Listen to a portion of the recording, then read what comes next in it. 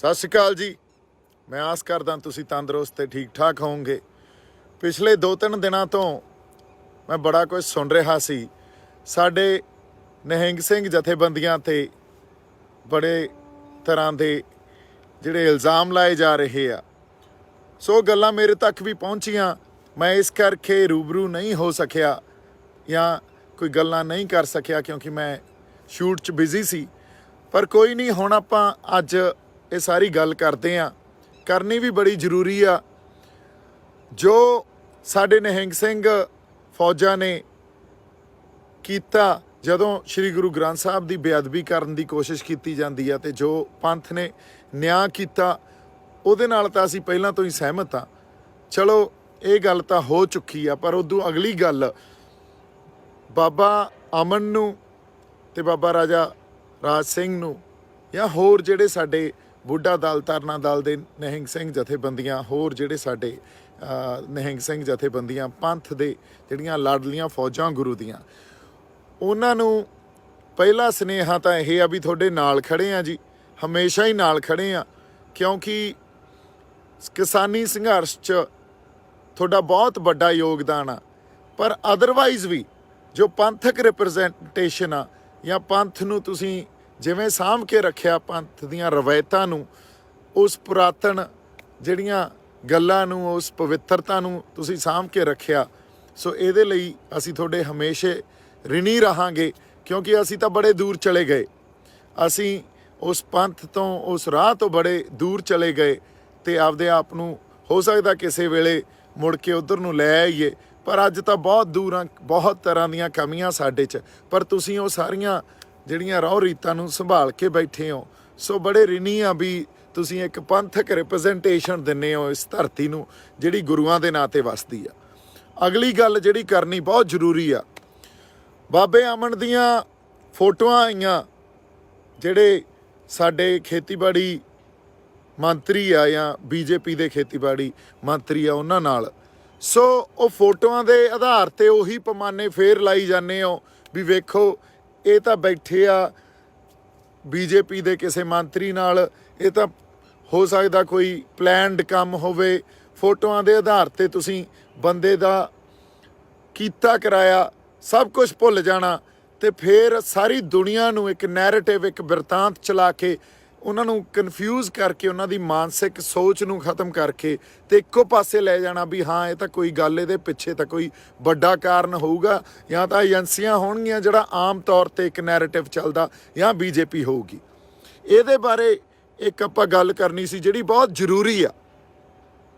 ਉਹ ਇਹ ਆ ਵੀ ਜਦੋਂ ਚੱਲਦੇ ਕਿਸਾਨੀ ਸੰਘਰਸ਼ 'ਚ ਇਹ ਸਰਕਾਰਾਂ ਕੰਮ ਕਿਵੇਂ ਕਰਦੀਆਂ, ਇਹ ਫੰਕਸ਼ਨ ਕਿਵੇਂ ਕਰਦੀਆਂ, ਇਹ ਚੱਲਦੇ ਸੰਘਰਸ਼ਾਂ 'ਚ हर बंदे नाल उत्थे कॉन्टैक्ट च होणगियां, हर बंदे नाल गलबात भी हुंदी हो। जिहड़ा बंदा उत्थे कोई असर रसूख रखदा, जिहड़ा बंदा लोकां च प्रभाव पाउंदा या लोकां च इन्फ्लुएंस आ उहदा, या ओह एक पावर सेंटर आ संघर्ष दा, उस बंदे नाल गलबात हुंदी हो।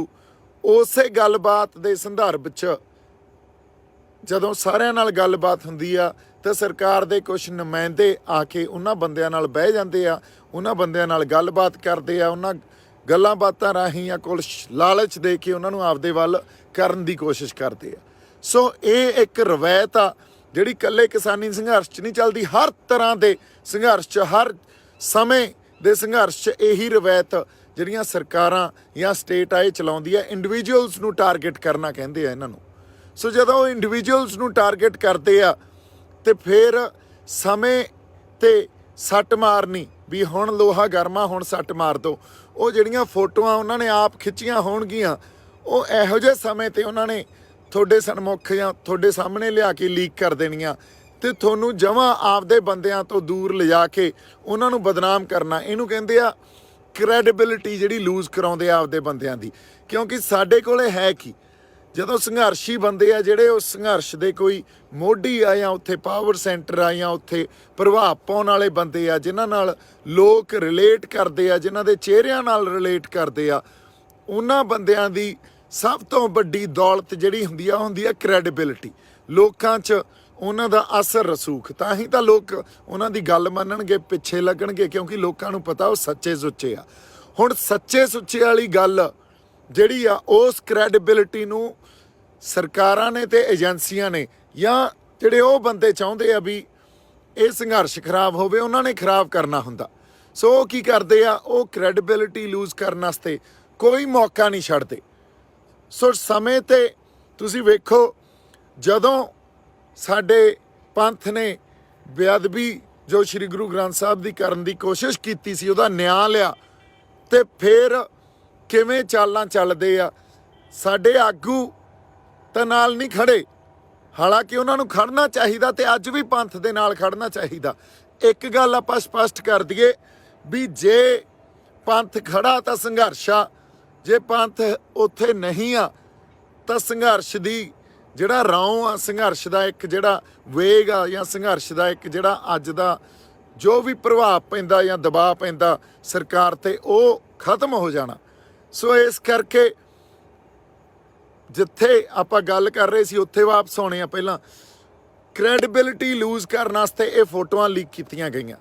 ਬਾਬਾ ਅਮਨ ਦੀ, ਨਿਹੰਗ ਸਿੰਘ ਜਿਹੜੀਆਂ ਫੌਜਾਂ ਦੀ ਕ੍ਰੈਡੀਬਿਲਿਟੀ ਲੂਜ਼ ਕਰਾਉਣ ਵਾਸਤੇ ਫੋਟੋਆਂ ਲੀਕ ਕਰਦੇ ਆ।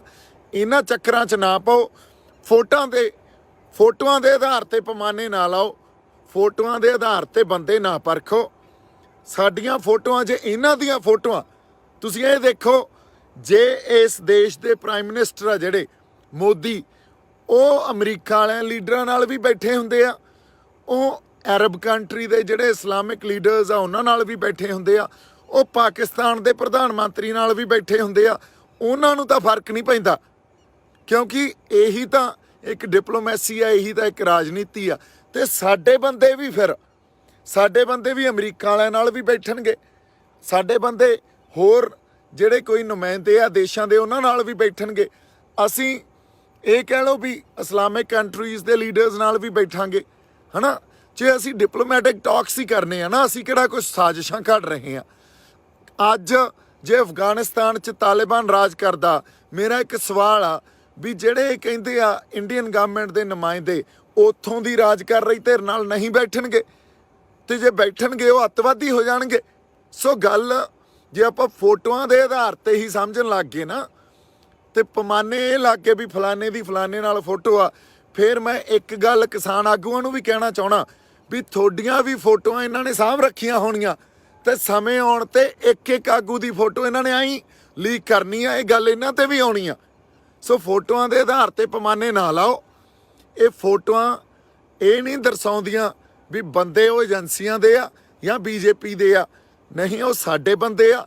ਬਾਬਾ ਅਮਨ ਵੀ ਸਾਡਾ, ਬਾਬਾ ਰਾਜਾ ਰਾਜ ਸਿੰਘ ਵੀ ਸਾਡੇ ਆ, ਨਿਹੰਗ ਸਿੰਘ ਜਥੇਬੰਦੀਆਂ ਵੀ ਸਾਡੀਆਂ, ਕਿਉਂਕਿ ਇਹ ਪੰਥ ਸਾਡਾ।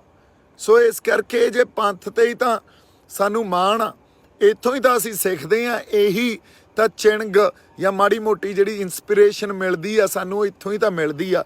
ਅਦਰਵਾਈਜ਼ ਗੁਰੂ ਤੋਂ ਤਾਂ ਅਸੀਂ ਬਹੁਤ ਦੂਰ ਚਲੇ ਗਏ ਆ। ਸੋ ਇਹ ਗੱਲ ਮੈਂ ਸਪਸ਼ਟ ਕਰਨੀ ਸੀ ਵੀ ਜੋ ਕ੍ਰੈਡੀਬਿਲਿਟੀ ਲੂਜ਼ ਕੀਤੀ ਜਾਂਦੀ ਆ ਜਾਂ ਕਰਵਾਈ ਜਾਂਦੀ ਆ, ਇਹ ਇੱਕ ਸਾਜ਼ਿਸ਼ ਆ। ਇਹ ਸਾਜ਼ਿਸ਼ ਅਧੀਨ ਆਪਾਂ ਨਾ ਆਈਏ। ਬਾਕੀ ਨਿਹੰਗ ਸਿੰਘ ਜਥੇਬੰਦੀਆਂ ਨੂੰ ਮੇਰੀ ਬੇਨਤੀ ਆ, ਪੰਥ ਨੂੰ ਬੇਨਤੀ ਆ ਵੀ ਕਿਸਾਨੀ ਸੰਘਰਸ਼ ਤੁਹਾਡੇ ਕਰਕੇ ਖੜਾ, ਤੁਸੀਂ ਉੱਥੋਂ ਵਾਪਸ ਨਾ ਆਇਓ। ਕਿਉਂਕਿ ਜੇ ਤੁਸੀਂ ਵਾਪਸ ਆ ਗਏ ਫਿਰ ਪੰਥਕ ਰਿਪਰੈਜ਼ੈਂਟੇਸ਼ਨ ਤੁਹਾਡੇ ਤੋਂ ਬਿਨਾਂ ਤਾਂ ਸਾਡੇ ਪੱਲੇ ਹੋਰ ਕੁਝ ਹੈ ਹੀ ਨਹੀਂ ਸੀ। ਅਗਲੀ ਗੱਲ, ਜੇ ਤੁਸੀਂ ਵਾਪਸ ਆ ਗਏ ਤਾਂ ਮੈਨੂੰ ਐਂ ਲੱਗਦਾ ਕਿਸਾਨ ਜਿਹੜੇ ਬਜ਼ੁਰਗ ਉੱਥੇ ਸਾਡੇ ਜਿਹੜੇ ਹੋਰ ਜਿਹੜੇ ਬਿਰਧ ਬੰਦੇ ਬੈਠੇ ਆ, ਉਹ ਆਪਦੇ ਆਪ ਨੂੰ ਅਨਾਥ ਮਹਿਸੂਸ ਕਰਨਗੇ। ਸੋ ਤੁਸੀਂ ਉੱਥੇ ਤੁਹਾਡਾ ਰਹਿਣਾ ਉਸ ਸੰਘਰਸ਼ ਦਾ, ਚੜ੍ਹਦੀ ਕਲਾ ਦਾ ਪ੍ਰਤੀਕ ਆ। ਜਦੋਂ ਤੁਸੀਂ ਲਾਡਲੀਆਂ ਫੌਜਾਂ ਉੱਥੇ ਆ ਗਈਆਂ ਸੀ, ਸਾਨੂੰ ਐਂ ਲੱਗਦਾ ਸੀ ਵੀ ਸਾਡੀ ਫੌਜ ਵੀ ਸਾਡੇ ਨਾਲ ਬੈਠੀ ਆ ਤੇ ਕਿਸਾਨੀ ਸੰਘਰਸ਼ ਬੜੀ ਚੜ੍ਹਦੀ ਕਲਾ 'ਚ ਲੜਿਆ ਗਿਆ। ਸੋ ਤੁਹਾਨੂੰ ਉੱਥੋਂ ਵਾਪਸ ਨਹੀਂ ਆਉਣਾ ਚਾਹੀਦਾ। ਸਾਨੂੰ ਤੁਹਾਡੇ ਤੇ ਮਾਣ ਆ, ਅਸੀਂ ਤੁਹਾਡੇ ਨਾਲ ਆ, ਹਮੇਸ਼ਾ ਹੀ ਨਾਲ ਰਹਾਂਗੇ। ਕਿਉਂ? ਅਸੀਂ ਤਾਂ ਜਿੱਥੇ ਤੁਸੀਂ ਹੁਕਮ ਲਾਓਗੇ, ਤੁਹਾਡੀ ਆਵਾਜ਼ ਆਊਗੀ, ਅਸੀਂ ਨਾਲ ਖੜੇ ਹਾਂ ਜੀ। ਇੰਨੀਆਂ ਕੁ ਗੱਲਾਂ ਆਪਾਂ ਅੱਜ ਕਰਨੀਆਂ ਸੀ।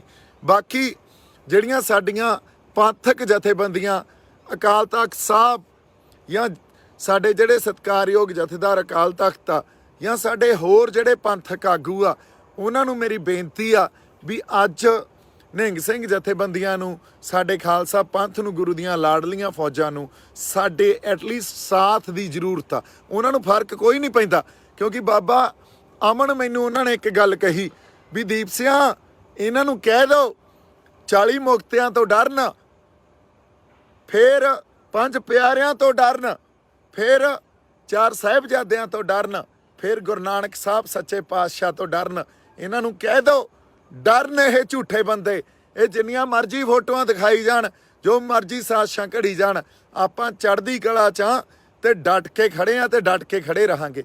ਹੁਣ ਆ ਜਜ਼ਬਾ ਇਹ ਕਿੱਥੋਂ ਲਿਆਓਗੇ ਤੁਸੀਂ? ਹੋਰ ਕਿਸੇ ਤੋਂ ਨਹੀਂ ਲੜਿਆ ਜਾਣਾ ਇਸ ਜਜ਼ਬੇ ਨਾਲ।